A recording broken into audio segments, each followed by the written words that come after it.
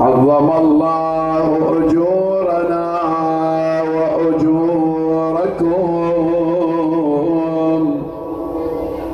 بشهادة رسول الله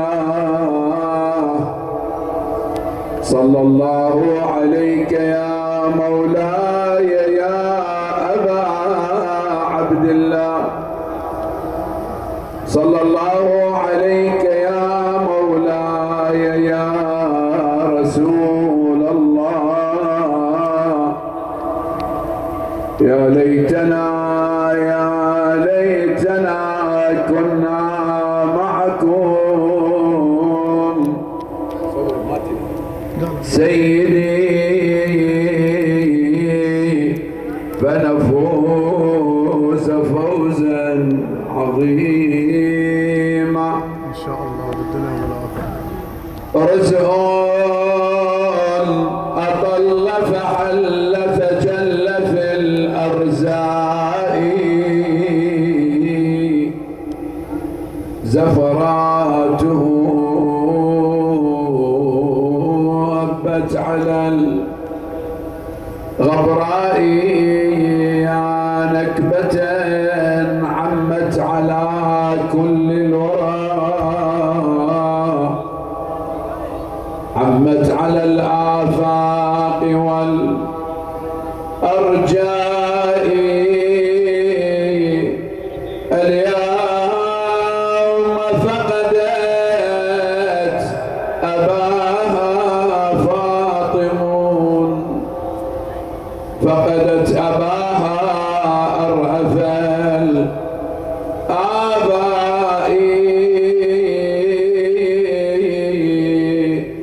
من ذا يعزي المرتضى بالمصطفى، والأنبياء بسيد الأمناء. من ذا يعزي المجتبى في جده، راح وين وياي ها حسن الزكي وسيد الشهداء. يا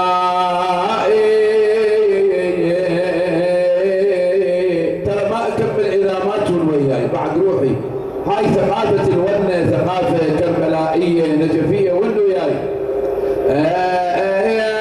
حسن الزكي وسيد الشهداء. عافية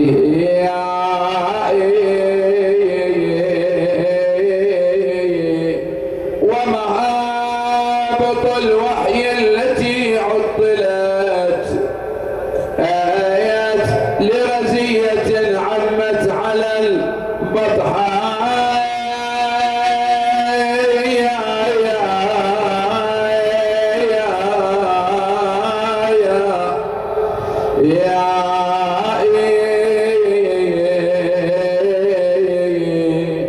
تعج فاطمة بقلب الوالهين وويلا، وحشا مسجرة بلا إطفاء.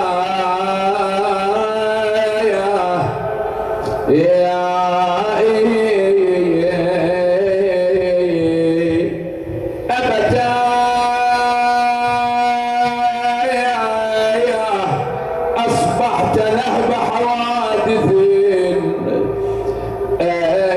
هتكت صروف الدهر ستر عزاء. ايدك وياي.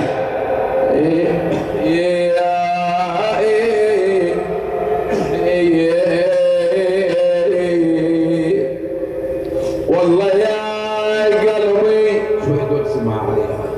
والله يا قلبي على ابو القاسم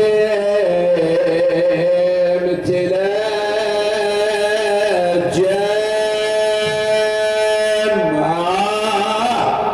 هلا بالشباب. والله يا لا ما مقبوله، هذا شهاده نبي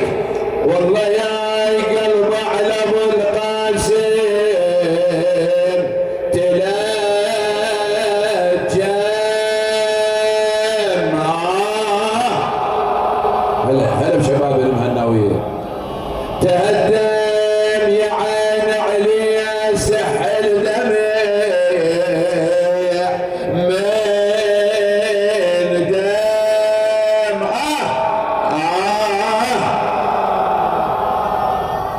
والله علي لو بالمرض ويلوج بالسد يتقلب يسار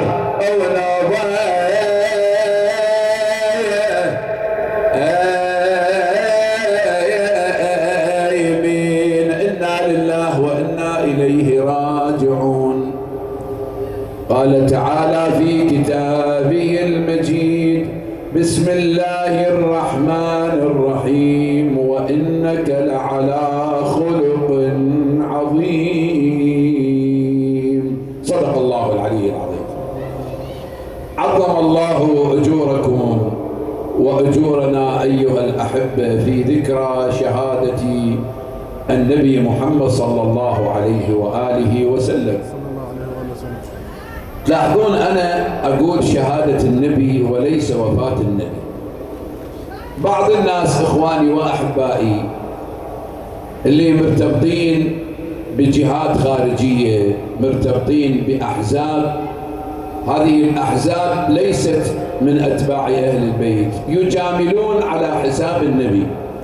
فمن تجي شهادة النبي يقول وفاة النبي. الآن إذا تراقبون قنواتهم يقولون وفاة النبي محمد. أنا أثبت لكم أن النبي محمد دليل قرآني أنه قتل بفعل فاعل، وكذلك بالأحاديث النبوية وأحاديث أهل البيت الصحيحة. أنا اليوم كلامي عن الأخلاق. نتزود من سيرة النبي محمد صلى الله عليه وآله وسلم من الأخلاق لنعدل به مسيرتنا في الحياة الدنيا. إخواني شبابنا أحبائي، الآن المجتمع في تسافل، يعني أنا ما أقصد عليكم، أقصد كمجتمع بصورة عامة. المجتمع في تسافل وانحدار أخلاقي عجيب. الروابط الاجتماعية تقطعت، بعد مو مثل قبل. بعد المعاملات التجارية صار بيها غش كبير جدا. بعد الفساد والخلاعة والمجون كثر، هذا موجود لا ما موجود إخواني. شرب المخدرات وشرب الخمر انتشر بصورة كبيرة جدا. ابتعاد الشباب والشابات عن الصلاة انتشر بصورة كبيرة جدا. السبب في ذلك إخواني هناك عوامل خارجية قد أثرت على هذا الجيل. شنو هاي العوامل إخواني؟ أول شيء هو أكل لقمة الحرام. إخواني أحبائي، قبل الجيل مالتنا، بس أنا ما أريد أعمم، الجيل مالتنا لقمته حلال.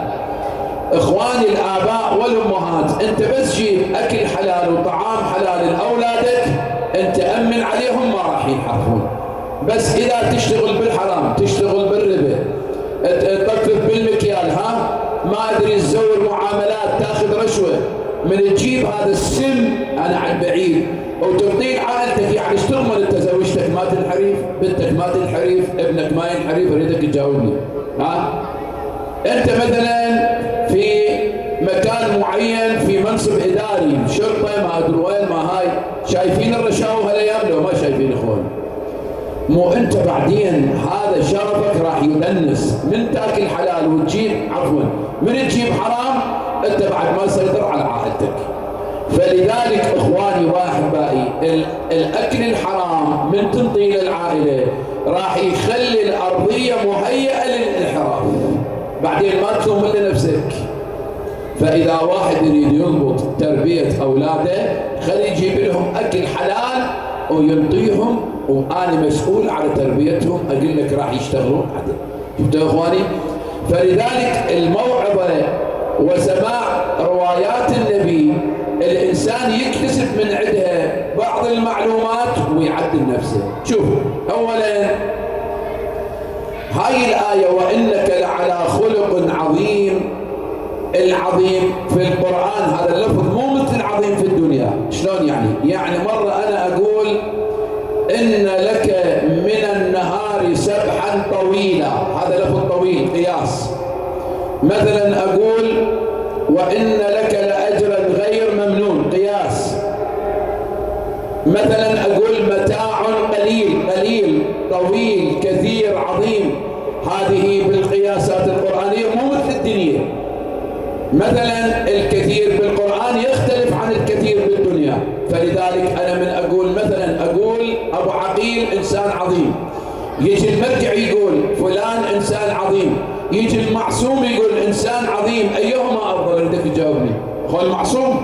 فكيف إذا كان الله هو الذي يقول وإنك لعلى خلق شنو؟ عظيم؟ جاوبوني والله انتبه عليه. زين، أسألك سؤال، ليش رب العالمين قال له وإنك لعلى خلق عظيم؟ يعني أخلاق النبي قبل النبوة كانت مو ذيك الأخلاق، وبعدين من صدح بالرسالة صارت أخلاق زينة والنبي والله مدحها. ايش تقولون؟ اكو اختلاف بين أخلاق النبي قبل الرسالة وبعد الرسالة؟ لو ماكو اختلاف، ماكو اختلاف. النبي يعلم أنه نبي عندما كان آدم بين الطين والماء. لا يجون دول بعض المثقفين اللي متأثرين بالمواقع الوهابية ويجي يطرح عليك شبهات، يقول لك عمي كذا من اسم النبي، بس أنا أثبت لك أن زوجات النبي اثنين هن اللي يدسل السم إلى النبي. زين، اسمع، أرجع للأخلاق. فلذلك رب العالمين يقول له وإنك لعلى خلق عظيم. إذا النبي محمد فقط الإنسان من يقرأ سيرته يتعلم. زين، شوفوا اسمع والله. يقول الرواة في أحد الأيام رسول الله خرج مع رجل يسمى حذيفة بن اليمان في سفر، فصاروا بنص الصحراء نص الحماد، لقوا حمال ماي، فصار النبي يغتسل بيها، جسمه تعرق، فنزل هذا حذيفة بن اليمان مسك قطعة من القماش إلى النبي حتى المار ما يشوف جسد النبي صلى الله عليه وآله. فعلا اغتسل النبي وكمل، طلع لبس ملابسه، صار الدور، قال له انت انزل اسبح الحذيفة بن اليمان. فنزل حذيفة وإذا بالنبي مسك نفس القطعة مال القماش وسوى سد للنبي، بحيث حذيفة النبي مسك قطعة القماش إلى حذيفة ما قبل، طلع قال له يا رسول الله ما أقبل، قال له لا عليك، قال له يا رسول الله روح لك الفداء، أنت تمسك القطعة وأنا أغتسل، هاي ما أقبل هاني. قال له أبد. قال له يا رسول الله، قال له اسمع، هبط جبرائيل الآن فأخبرني يقول الله يقول ما اصطحب اثنان فكان أقربهما إلى الله من كان أرأف بصاحبه. يعني إذا طلعوا اثنين بسفر أو مجموعة بسفر، من اللي يكون قريب من الله؟ الإنسان اللي يكون رؤوف بصاحبه. أنا أبسط لك بعد، مرات تروحون زيارة للكاظم، مرات تروحون للنجف، من هاي المنطقة، من الليلي، من البدو، ما أدري منين، من الصعدون، تشوفون أكو واحد وياكم بالسيارة فد غثيث يلعب الروح، موجود عمي لو ما موجود، ها؟ لا يقبل الجيس مكانه، لا يقبل الجيس أكله، لا يقبل، يلعب الروح، تتمنى أصلا ما صاعد يا والناس تشتفى شره. هذا هو اللي يقول عن النبي، يقول ما اصطحب اثنان إلا كان أقربهما إلى الله أرأب بصاحبه. شلون يعني؟ يعني تشوف مرات أكو واحد يروح وياك بالسفرة، تشوفه يدار ربعه، يجيب لهم ماي، يجيب لهم أكل، قال له تعال اقعد بمكاني، تريد فلوس، تريد كلام، هذا موجود عمي بالسفرات؟ لا ما موجود. هذا يكون قريب إلى الله وهذا يكون بعيد من الله. إذن النبي يريد يعلمنا إذا طلعنا في سفر فالسفر هو ميزان الأخلاق، مو تروح ويا وادم بعد الوادم وتقوم تكرهك وتلعب رواحتها من عندك. هاي واحد. بعد إخواني واحد بقى شوفوا هذا عبد الله ابن النبي محمد، صلوا عليه بأعلى أصواتكم. صل على محمد وآل محمد. عبد الله كان من أجمل الرجال في الجزيرة العربية. يذكر الشيخ عباس القمي صاحب كتاب مفاتيح الجنان، عنده كتاب عن النبي محمد اسمه كحل البصر في سيرة سيد البشر. يقول خلي بالك امي، يقول اليهود عندهم علم في كتبهم، اكو عندهم جبه لنبي الله يحيى بن زكريا، طبعا يحيى بن زكريا قتل وقطع راسه، الجبه مالته بيها دم، فمعلقيها في احد الامكنه وما نشف الدم مالتها ابد يقطر، فعندهم علم يقول هذا الدم ينشف اذا ولد او ولد والد اخر نبي من انبياء الله سبحانه وتعالى. من هو؟ اللي هو عبد الله. فعلا في احد الايام دخلوا وجدوا هذه الجبه قد نشفت، الدم ما يقطر، تعجبوا، قالوا اذا ولد وجاء الى الدنيا والد النبي. اجوا للمدينه يخمون عليه، وين هذا الولد بن عبد المطلب؟ معودين عبد الله بن عبد المطلب، ما حد يقبل يدليهم، فارادوا اغتياله وقتله، ما حصلوا، رجعوا. كبر عبد الله، من كبر طلع يقول هو الشيخ عباس القمي، يقول خرج للصيد مع وهب بن عبد مناف. احفظ الاسماء. وهب من هو؟ عنده بنيه اسمها امنه، فوهب من طلع ويا عبد الله للصيد، صاروا في صحراء بعيد، واذا ب90 مسلح يهودي حبر مدجج بالسلاح احاطوا بعبد الله والد النبي يريدون يقتلونه. يقول فخشيت على عبد الله لان هذا طالع وياي، يقول فاردت مساعدته واذا ارى ان هناك جيش كامل لا اعرف اشكالهم ولم اراهم، تشاجروا مع هؤلاء الاحبار وطردوهم شر طرده واحاطوا بعبد الله وجابوا لي. يقول هذول ابو علمهم، ذولا مو من اهل الدنيا، انا اقول له ذولا ملائكه سخرهم الله. هذا الرجل مناف، وهب ابن مناف، من رجع لزوجته اسمع ايش قال لها والله اليوم رايت شيئا عجيبا. لزوجته قال يا زوجتي العزيزه هذا الرجل لديه مكانه عند الله سبحانه وتعالى، احنا لازم نزوجه واحده من بناتنا. عنده بنيه اسمها امنه، امنه ام جابوني، ام الامنه، ام النبي عافيه. فقال لي مرته، قال لها يا معوده روح، احنا ندري الرجال يروح يخطب البنيه، مو المراه تروح تخطب الرجال. شوفوا رزق النبي، رزق ابو النبي. فراحوا عبد المطلب، عبد المطلب ابو من؟ ابو عبد الله. عبد المطلب عنده هواي اولاد، فقالوا له يابا اجت زوجته قالت له احنا شفنا هذا ابنك عبد الله الى منصب الى مكانه، انا عندي خوش بنيه وجميله نزوجها. قالها انا اعلم بذلك وان الله قد قرر لعبد الله هذه المراه. شوف خاف يسمعون عبد المطلب الاخوان اللي يشاهدوني، ترى عبد المطلب ولي من اولياء الله. احنا مو عندنا حديث يقول لو خليت قلبت، مو زين. اذا النبي محمد موجود ويا اهل البيت الان صاحب الزمان، قبل النبي منو موجود حجه؟ اذا خليت الارض من حجه بيها ساخت الارض بمن؟ باهلها. اذا من الحجه قبل النبي؟ هو عبد المطلب. ويتصل علما يتصل الى حواريي نبي الله عيسى، فمو انسان بسيط.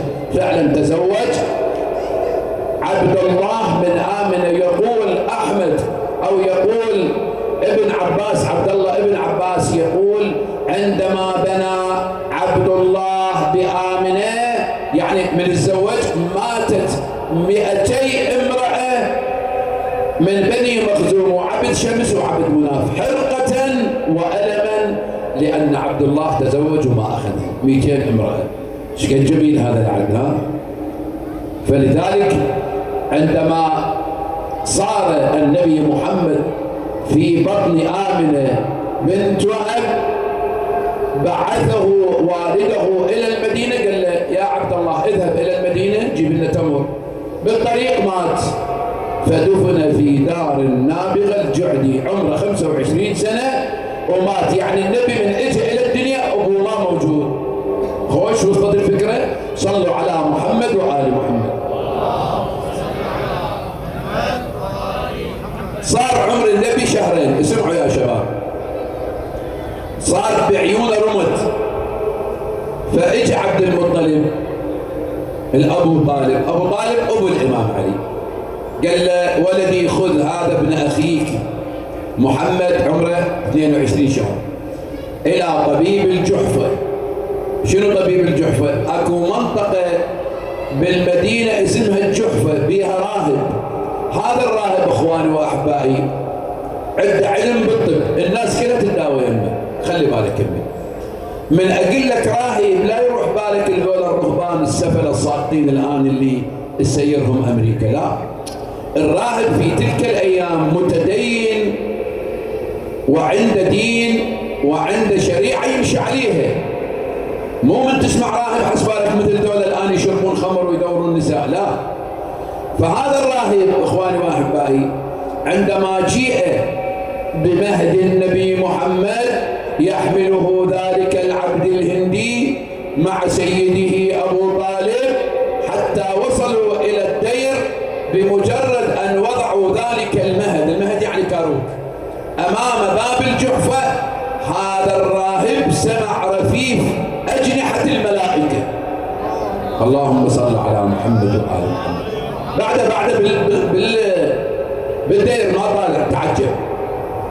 هم عندهم علم انه النبي محمد هيك مواصفاته هيك يجيهم للجحفه كله موجود عندهم.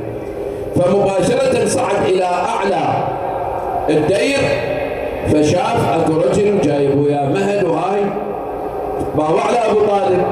قال يا راهب هذا ابن اخي اكو عيونه بيهن رمد ودسني ابوي عبد المطلب يقول انزل داويه.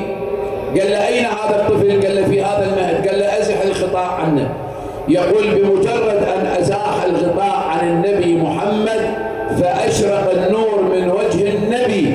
هذا سوى الراهب، رجع للصومعه مالته فقال اشهد ان لا اله الا الله واشهد ان هذا محمد رسول الله. اللهم صل على محمد وعلى اللي يحب يراجع، لان الروايات حاطن في كتابي، عندي كتاب خاص فقط عن النبي اسمه تاريخ النبي محمد بين الاصاله والتزوير، موجود بالنجف بين الحرمين 350 صفحه على كل. فهذا يعرف انه هذا نبي. ايش قال الابو طالب؟ قال له انت وين جايب هذا؟ انت ما تخاف عليه؟ قال له ليش؟ قال ارجع به الى بيتك فان اليهود يفتشون عليه، اذا وجدوه يقتلوك ويقتلوه. فعلا رجع. فهو قال له ليش؟ قال له عمي هذا نبي اخر الزمان. فمن رجع لعبد المطلب قال له ابا هذا الراهب يقول كذا وكذا. قال له نعم اكتب ذلك ولدي، احنا نخاف منين؟ من قريش ومن اليهود، فان هذا الغلام والله لا يموت حتى يسود على العرب والعجم. نعم هذا نبي اخر الزمان. فعلا هكذا كانت منازل النبي محمد. خلي شويه نسولف عن حياتنا الدينيه. اسمع، سمعوا شباب يا ولد الواقفين انتبهوا عليه عافيه. يقول في يوم اجى يهودي الى النبي محمد صلى الله عليه واله يريد يختبره يشوفه صدق هذا نبي، صدق متدين، يعني الدين جزء من اخلاقه لو متلبس بالدين. اكو عندنا الان هواي متلبسين بالدين. سالفتنا بين قوسين اعذروني على هذا الكلام، كلاوتشيه موجودين لو ما موجودين. تو قصتها ويحط له سبحه وهاي ويطلع يبوق الوادم ويخشمر الوادم باسم الدين. سمره هم لابس عمامه. موجود عمي لو ما موجود؟ موجود. على كل فاجى قال له يا رسول الله عرف لي الدين. انتبه، النبي قال له الدين هو ان لا تغضب. انتبه عليه يا وليدي، انتبه عليه، انتبه لا تسوي. خذ فر اليهود ورجع من جديد للنبي من هاي الجهه. قال له يا رسول الله عرف لي الدين. النبي قال له الدين هو ان لا تغضب. ورا شويه جاء من هاي الجهه قال له يا رسول الله عرف لي الدين. النبي قال له الدين ان لا تغضب. عليكم العباس اذا يجيكم واحد 3 مرات يسألك سؤال نفس السؤال، مثلا يقول لك عمي بيش الخبز؟ تقول له بألف. يجي ورا شويه بيش الخبز؟ بألف. يجي انت ما تقول على مخباله بدك تجاوبنا ها؟ ويجوز تتعارك وياه تقول له عمي شنو تناصب علي؟ فالمرة الرابعة جاء هذا اليهودي إلى النبي يريد يشوف النبي يصير عصبي، لا. فقال له يا رسول الله عرف لي الدين. قال الدين هو أن لا تغضب. هناك قال والله عرفت أن الدين هو أنك لا تغضب وأن أخلاقك حسنة. أشهد أن لا إله إلا الله وأشهد أنك رسول الله. شفتوا اخواني؟ زين خلينا نجي شويه لعشايرنا نجرب عليه. انا مره اقرب منطقه بالبصره طلعت العصريه ما ادري وين اقدر اروح واشوف لك الحيطان مزرفه، يعني مال رصاص مال قذيفه ومنتشره. فسالتهم قلت لهم لكم القصف الايراني ما يوصل لهذه المنطقه. قالوا شيخنا هذا مو قصف ايراني. شنو قلت لهم لعد هاي؟ قالوا ذاك اليوم صارت حركه هنا بالمنطقه وقاموا يتحاركون بيناتهم وزرفت الحيطان بالشبابيك. تصديق؟ قال لي والله. على مود ايش؟ على مود شغله تافهه، على مود طير مع الحمام. وقعت الزلم 7 مدري 8 ولكم ما تستحون ما تخجلون. هذا موجود. فلذلك اخواني واحبائي الغضب مفتاح الشر.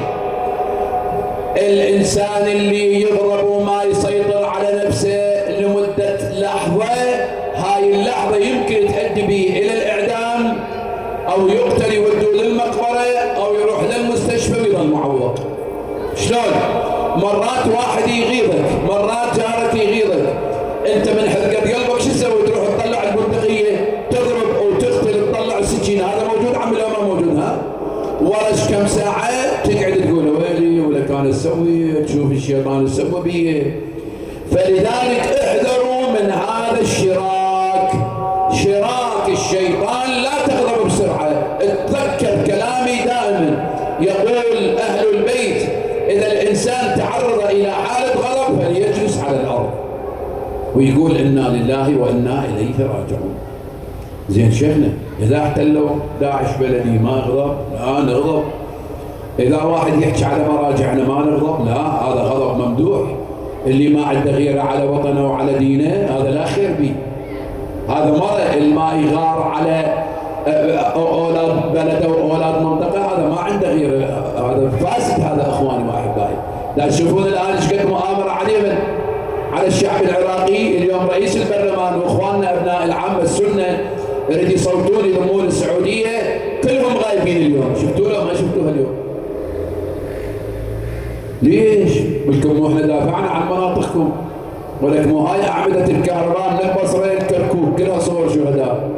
على كل نسال من الله سبحانه وتعالى الهدايه لهم. فلذلك الانسان من يغضب راح يتذكر كون يقول بويا انا اذا طلعت بندقيتي وقتليت ايش راح يصير بي؟ مو صايره عندكم هنا بمناطقكم؟ لو ما صايره. صايره عندكم هنا ايش قد اكو وادم نامت بالسجن من وراء لحظه صغيره.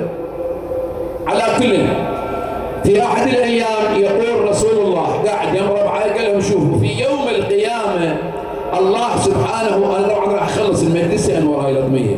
في يوم القيامه الله سينبت اجنحه الى بعض المؤمنين فيطيرون من القبر الى الجنه مباشره. يعجبوا. قال له صحيح يا رسول الله؟ قال لهم نعم. يقول فعندما يدخلون الى الجنه تسالهم الملائكه تقول لهم كيف وصلتم الى الجنه؟ هل رايتم الصراط؟ يقولوا لهم لا. هل مررتم بعقبات يوم القيامه؟ يقولوا لهم لا. هل رايتم نار جهنم؟ لا، لم نرى نار جهنم. لاحظوا وياي؟ قال لهم شلون حصلتوا على هاي المنزله؟ قال لهم اسمعوا، احنا الله اعطانا هاي المنزله لاننا نعمل شيئين في الدنيا هذا كنا نسويه. شنو هن؟ كنا لا نعصي الله في خلواتنا، هاي اول وحده. ثانيا وكنا نقنع بالشيء اليسير. زين شنو ما نعصي الله بخلواتنا؟ هذا الكلام موجه للشباب والشابات. دير بالك من تقعد وحدك بالغرفه يسيطر عليك الشيطان. وهذا الموبايل موجود وياك وتروح الشغلات ما يقبل بها الله سبحانه وتعالى. واني هذا اتكلم به لي والكم ولكل المستمعين. ايش قد هذا الموبايل فسد شباب وشابات. كلام صحيح لو خطا اخواني. ايش قد حرف شباب وشابات هذا الموبايل. شو سوي شيخنا العب؟ لا تجلس لوحدك في الغرفه، اقعد يم اهلك، هاي وحده. وثانيا اقرا المعوذتين دائما. كل ما تقعد وحدك استعذ من الشيطان. هذا نبي الله موسى فد يوم سال الشيطان قال له كيف تسيطر على ابن ادم؟ قال له اذا سوى وحده من الثلاثه، اذا اعجب بنفسه واستكثر عمله واستصغر ذنبه. شلون يعجب بنفسه؟ يقول والله أنا اليوم لطمت، اليوم رحت مشي، هذا الشيطان مسيطر عليه. أو مثلا سوى له ذنب قال يلا أنا سبيت أمي بسيطة، استصغر ذنبه. أو استكثر عمله، يقول له فأني أسيطر على بني آدم إذا سوى وحده من ذنبي. فلذلك ننتبه إخواني وأحبائي، حتى الله سبحانه وتعالى يوم القيامة يشيلنا قبل يودينا الجنة. خصوصا أنتم اللي تحضرون بهذا المرقد المبارك، مرقد السيدين عبد الله الرضا ومحمد عليهم السلام في المهناوية بالحلة، المواظبين جزاكم الله خير الجزاء. ولكن أيها الأخوة، النبي محمد صلى الله عليه وآله وسلم القرآن يقول وما محمد إلا رسول قد خلت من قبله الرسل. شيخنا شنو دليلك على أن النبي مات بالسم، مات بالفعل فاعل هذه الآية؟ خلي بالك كمية، وما محمد إلا رسول قد خلت من قبله الرسل أفإن مات أو قتل انقلبتم على من؟ على أعقابكم. زين، الله يدري النبي محمد مات حتف أنفه لو قتل بفعل فاعل، يدري لو ما يدري؟ بدك تجاوبني. يدري. زين، أنا مثلا أقول يا جماعة زيد أما ينجح أو يسقط، ليش؟ لأن أنا ما عندي علم الغيب، يعني أنا متردد. زين، الله يتردد لو ما يتردد؟ جاوبني. زين، ليش يقول أفإن مات؟ يمكن لو قتل، تدري هاي هنا مو للترديد. أو أفإن مات يقول بل قتل، معنى ذلك مثل الآية وأرسلناه إلى 100,000 أو يزيدون. الله يعرف حساب الموجودين لو ما يعرف؟ جاوبني.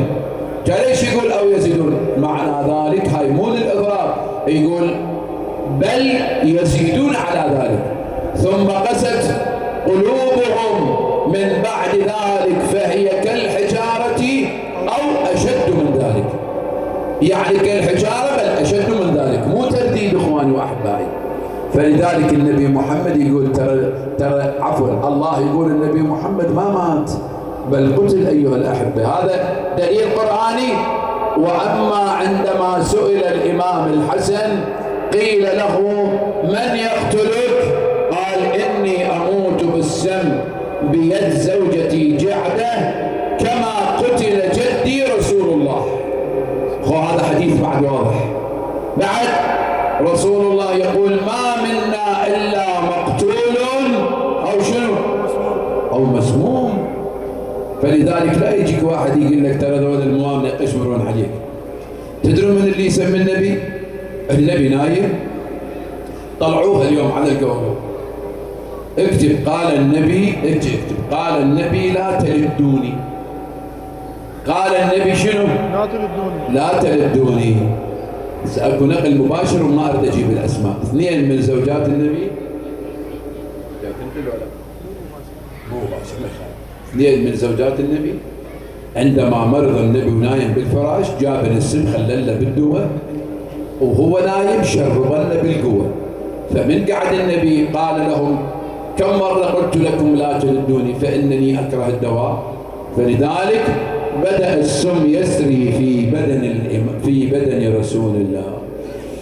يقول الراوي عندما بدأ السم يسري في بدن رسول الله نادى على أمير المؤمنين فكان يؤتى له بالرجل بعد الآخر، ولكن النبي محمد يرفض ذلك حتى وصل إليه أمير المؤمنين، جلس إلى جانب النبي، فعندما نظر إلى وجه النبي رآه مصفرا مخضرا، نزلت دموعه على خديه، بينما هو كذلك وإذا بالحسن والحسين وهم غلامان صغيرا جاء يركضان حتى سقطا على صدر النبي محمد، فأراد أن يزيحهما أمير المؤمنين، راد يوخرهم عن صدر النبي. النبي محمد قبلهما وضمهما إلى صدره وقال يا علي دعهما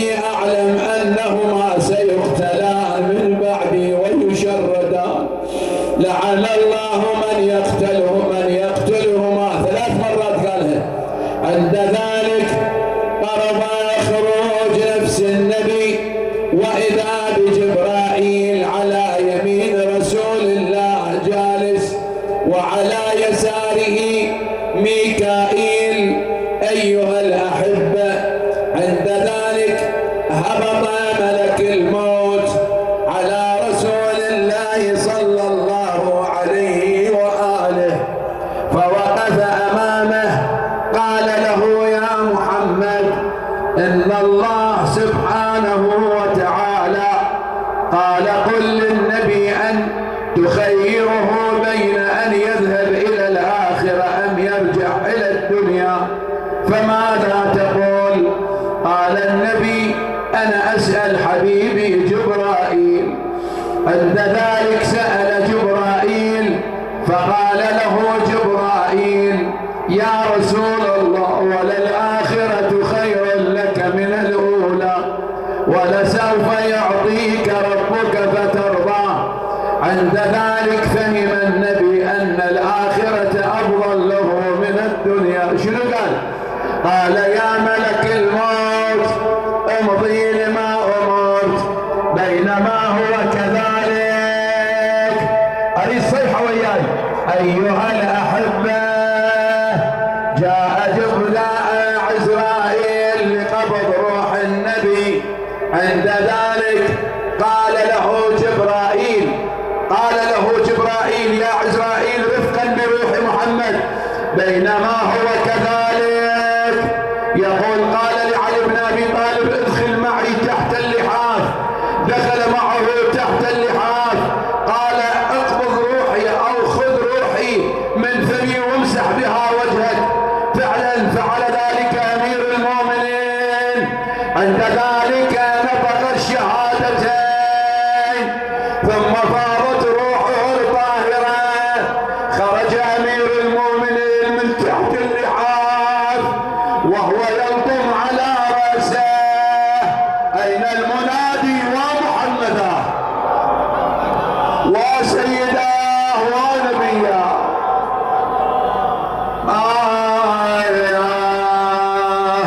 انا حل ابو حسين وصفق بيده اول ولات الفارج عضيده يقل العمر من بعدك مريده. يا اخويا اليوم عنوانه ما اسمع ولا من عنده كم عيدين عمت عيني غدت تصرخ الزهره. خلنا نقرا مثل الكعبي. عمت عيني غدت تصرخ الزهره توين يا جسم ابوها وتجر حسره. هو تفرقه تحبه وتشم نحره وقلبها من الوينين الجسم نصين. عند ذلك علم اصحاب النبي فجاءوا الى بيت النبي بين لطم وضارب على صدره. فقام امير المؤمنين بتغسيل النبي وتكفينه ثم انزله الى ملحودته. والله ما ادري ايش قال من نزله بقبره. جاوبني. ظل فوق الوجهين يسجد العبره. عفى قلبك يا علي ايش كثر صبره. لو المن سخر صار نصين. أبتاه أصبحت نهب حوادث هتكت صروف الدهر ستر عزائي يا الله. تفضل مولاي استقبلوا خادم الحسين بالصلاة على محمد وآل محمد. يا الله.